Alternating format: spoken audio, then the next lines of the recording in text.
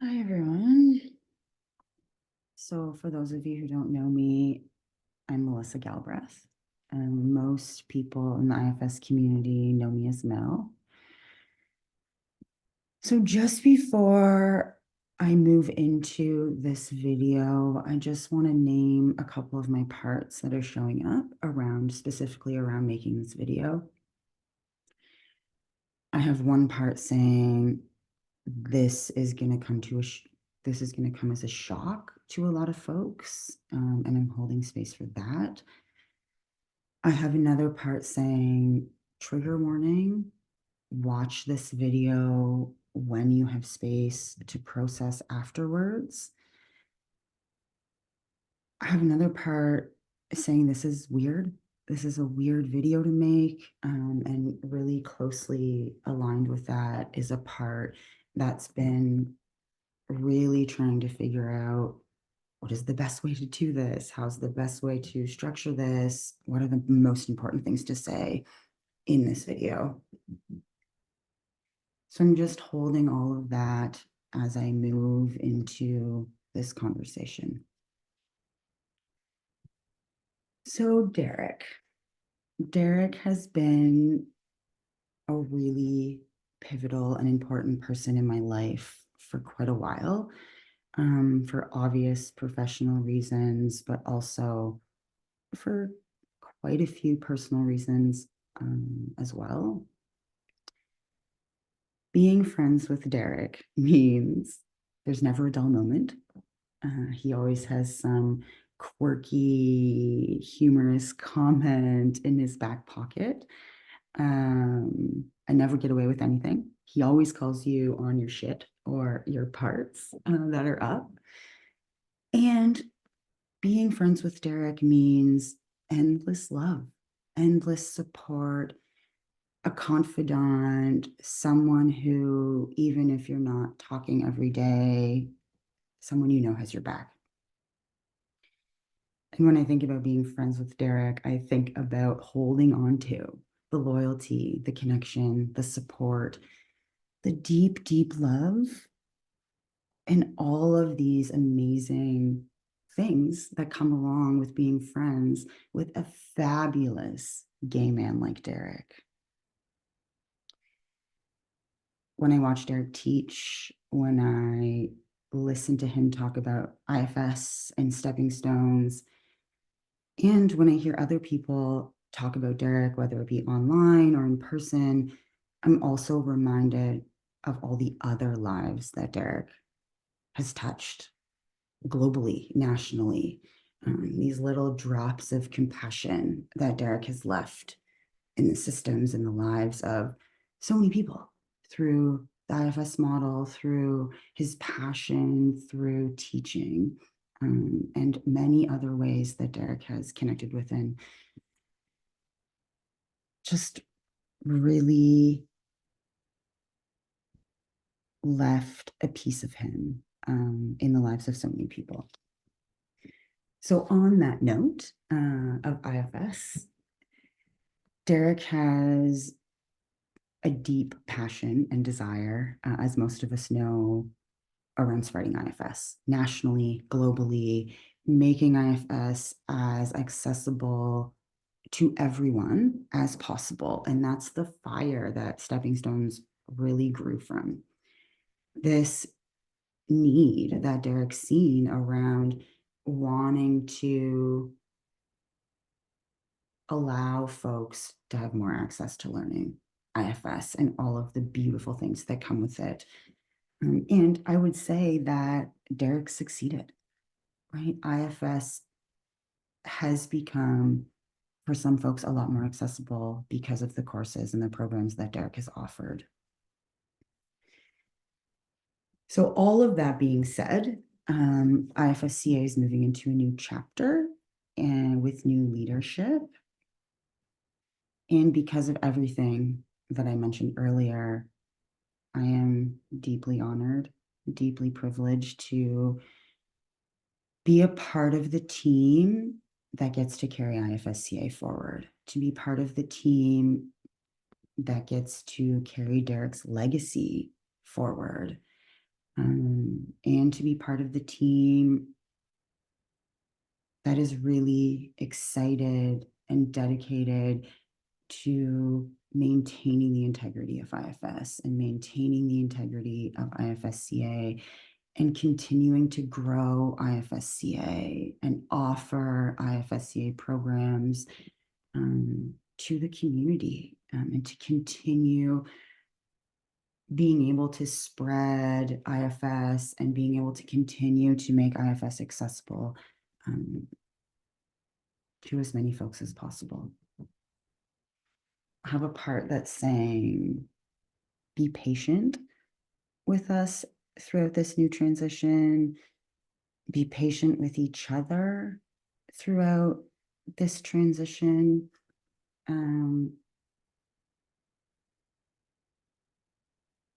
And also feeling a lot of love for anybody watching this video right now. Reach out to your community, reach out to folks for support, and just be gentle with yourselves as we all together, as a community and individually in our own ways, move through this transition. Over to you, Derek. Hello there. My name is Derek Scott. I've made a number of IFS videos over the decades. This is my last one. And the reason it's my last one is I'm a few weeks away from death. I've been diagnosed with throat and lung cancer, metastasized. So I apologize if I'm sounding a bit difficult to understand. The tumor is pressing and making it tricky to speak, particularly with S's. So I'm going to try and avoid any words with S in them, which is difficult with IFS, but what can you do? I wanted to make a final video for a few reasons. One is to talk about the process, if that's helpful for people. But first, to start with my gratitude. I have tremendous gratitude to Dick Schwartz for his incredible work, his pioneering work, his determination to get this understanding of who we are and how we are out there, and for trusting me to teach in the way that I do.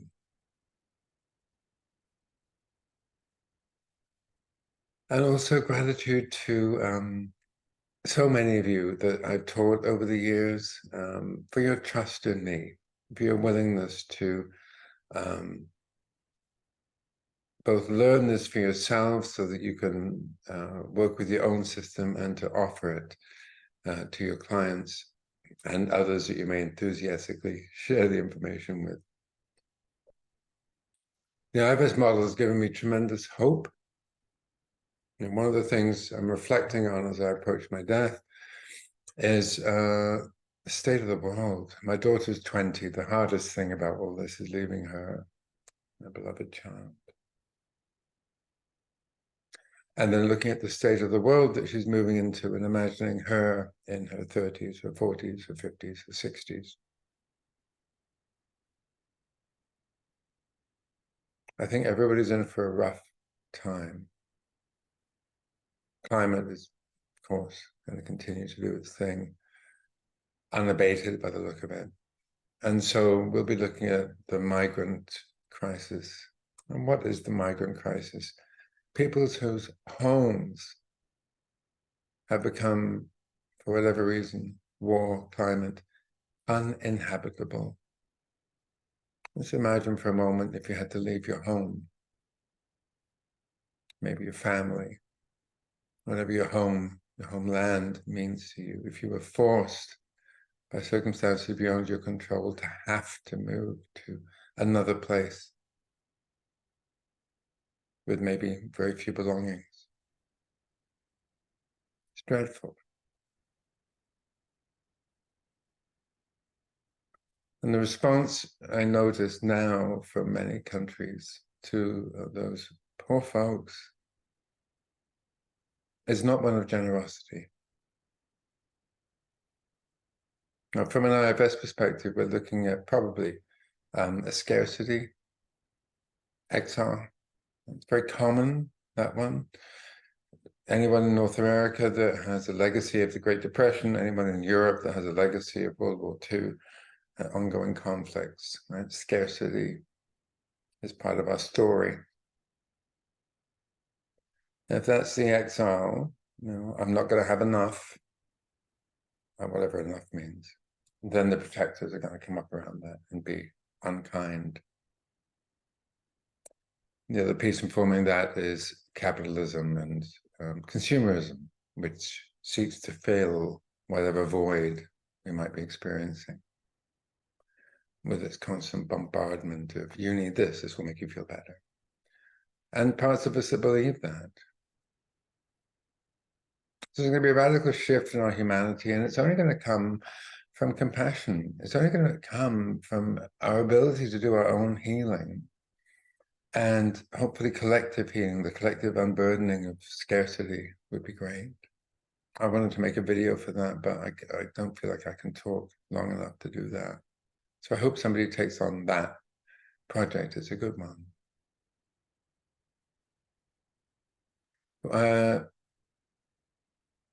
Be able to heal that, then of course, if I see somebody at the bottom of my driveway and they're hungry and they've got kids that haven't eaten and I've got a loaf of bread, I could be a bit more hungry and give some of my bread. Of course I can. Rather than allow them to starve to death or their children to die. That makes no sense. So I hold tremendous hope for the IFS model, Dick's teachings, and my offerings.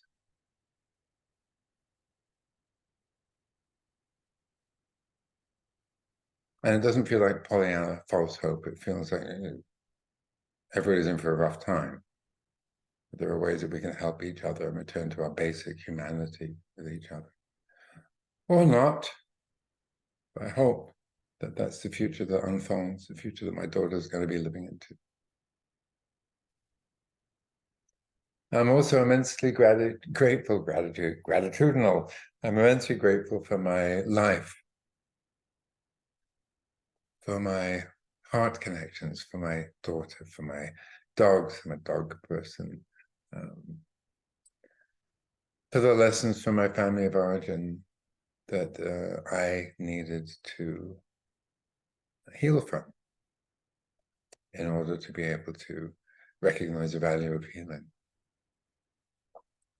In the process of writing a book, I discovered IFS and medicine work in the same year, about 20 odd years ago, and both profoundly changed the course of my life. So I'm writing a book both about that and about this process.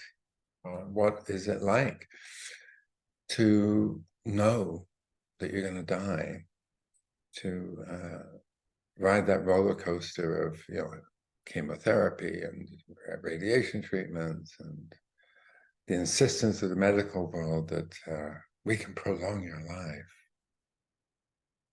Okay. And my understanding that I'm transitioning to becoming an ancestor. So my soul's journey continues, move through this flesh, move through this lifetime, and then move into other realms. So as an ancestor, I will be available. Just call. Don't have to believe it. Just call on me or any of the ancestors.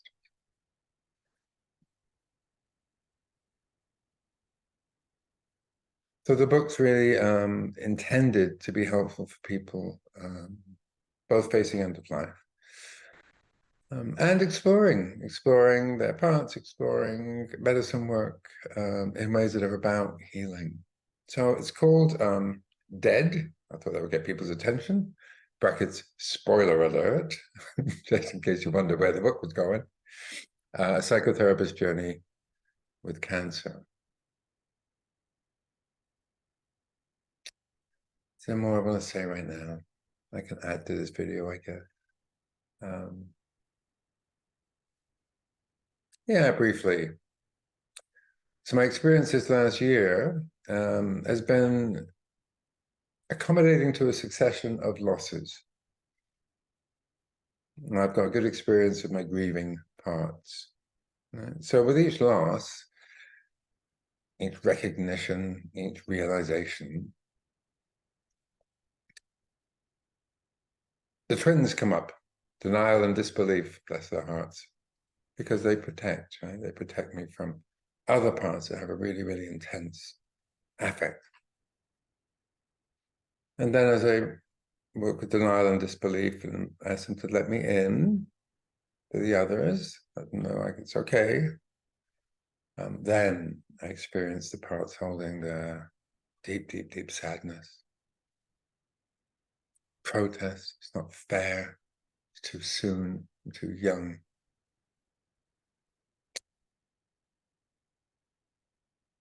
Not so much fear.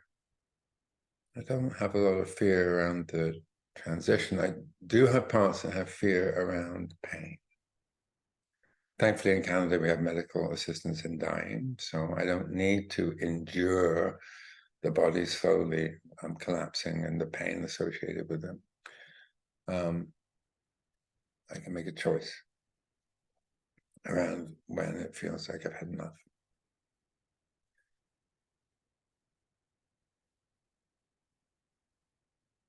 Parts with regret, parts holding despair, able to attend to all of them. And that brings me back to my gratitude. So that's the dance, part of the dance. Losing my ability to teach coherently was the latest significant loss. And I miss that. I miss teaching. I'm so sorry. The last cohorts I was teaching in December 2023, I wasn't able to finish the course because I couldn't do justice with my inability to speak articulately or intelligibly. I'm so sorry for that. That's a regret that I have. I didn't want to let people know ahead of time. I'm very private about what happens in my own personal life. And I know a lot of people, so I didn't want people's, I'm so sorry, genuine and heartfelt as no doubt they are. I just don't feel like I have the energy to respond to them. And that didn't feel right. Yeah. That feels like it for now. Oh, I know what I wanted to say. IFS is the thing, right? It's gonna continue to take off, and thankfully, I learned the model from Dick directly. 3 week-long retreats that I went to in Tulum, which were great environment to learn with Dick. And then level 1, level 2, level 3, 3 times. Because I learned very well by sitting at the feet of the master. I kind of learned by osmosis. And there are many offerings I see now all over the internet for, IFS to do this and use IFS with this. And I don't know a lot of those people. Nor would I expect to. And I do hold a note of caution because one of the things I'm aware of in teaching the model is directly from Dick, the key element in the healing of IFS is not recognizing the protector parts and recognizing the exile parts. And that's very important. That's the roadmap of the psyche.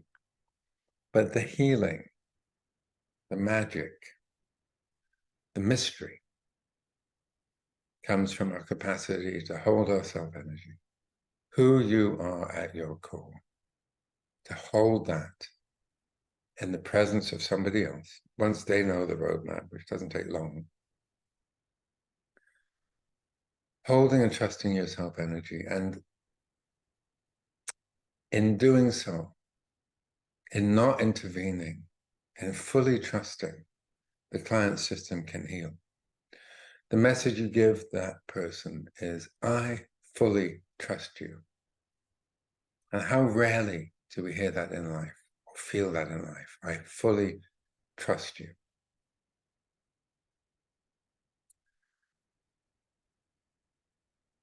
That's the nature of the work. That's where the healing comes in. When you can drop into your self-energy, which is a field of self-energy. It's a much greater field than me or you. It feels like the foundation of everything. And it feels like love.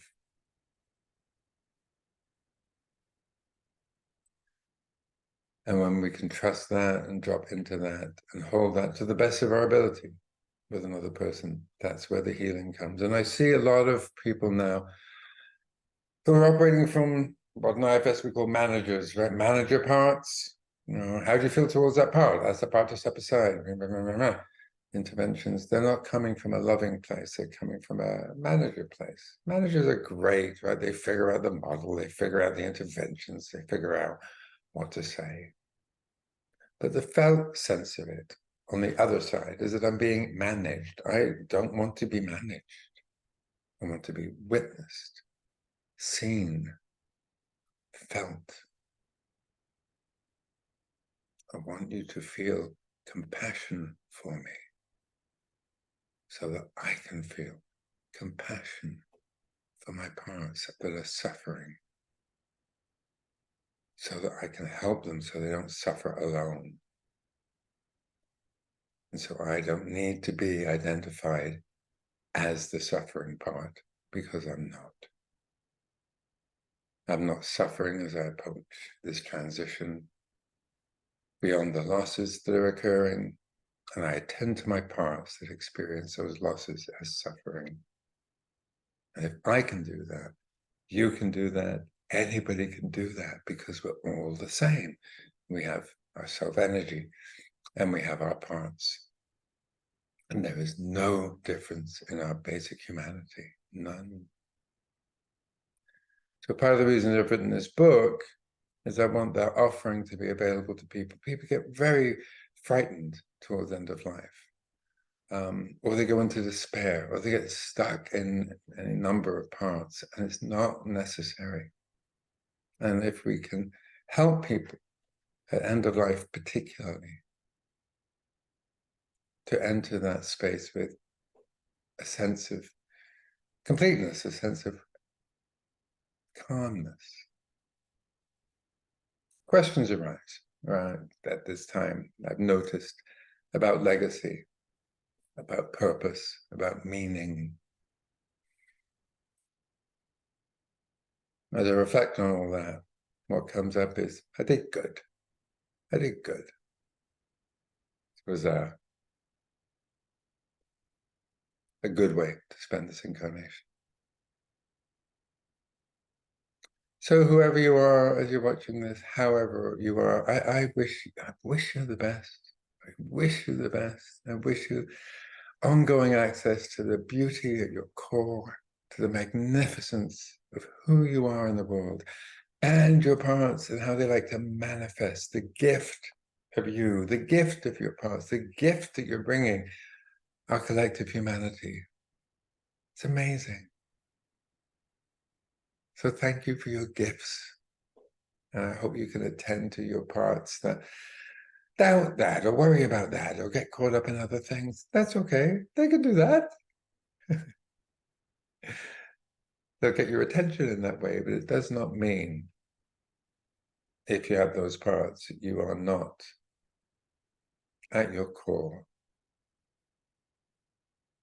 beautiful, compassionate, kind, caring person, as are we all. All right, part of me says, you're rambling. Okay, thank you very much, Park. What can you do? Bye.